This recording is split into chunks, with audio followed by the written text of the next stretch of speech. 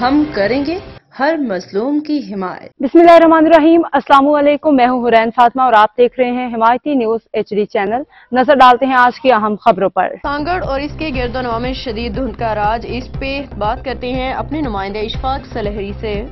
3 नवंबर की 10 तारीख गुजरने के बावजूद भी अब भी सिंध के बहुत से इलाकों के अंदर जो है दिन के टाइम शदीद गर्मी और हब्स का जो है वो राज अपनी जगह मौजूद है, लेकिन अभी तक सर्दी का आगाज़ नहीं हुआ। लेकिन गुज़श्ता एक हफ्ते से सांगड़ और दीगर इलाकों के अंदर शदीद धुंध जो है वो उसका राज मौजूद है। धुंध के बाद इस वक्त दरी जो माहिरीन है उनका ये कहना है कि गंदम की फसल को इसका बहुत ज़्यादा फ़ायदा होगा। उसके साथ साथ गन्ना, केला और दीगर जो फसलें मौजूद हैं इस वक्त ज़री ज़मीनों पर, उसका फ़ायदा होगा। लेकिन इस वक्त शदीद धुंध के बाद जो है फॉक्स लाइटर का जो है इस्तेमाल बहुत ज़्यादा हो गया है, लेकिन आगाही प्रोग्राम जो है वो नहीं दिया जा रहा है, जिसकी बिना पर हादसात जो हैं वो ज़्यादा हो रहे हैं।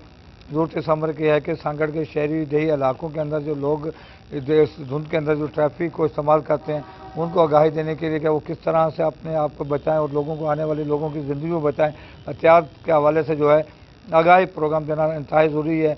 और इस वक्त जो धुंध जो है वो शदीद से शदीद आने वाले दिनों के अंदर यहाँ पे धुंध जो है होती जाएगी और वो तवक्का की जाती है कि 15 नवंबर के बाद दीगर इलाकों की तरह सांगड़ में भी सर्दी जो है वो शुरू हो जाएगी। जी, अब तक के लिए इतना ही। मजीद खबरों और अपडेट्स के लिए देखते रहें हिमायती न्यूज HD चैनल।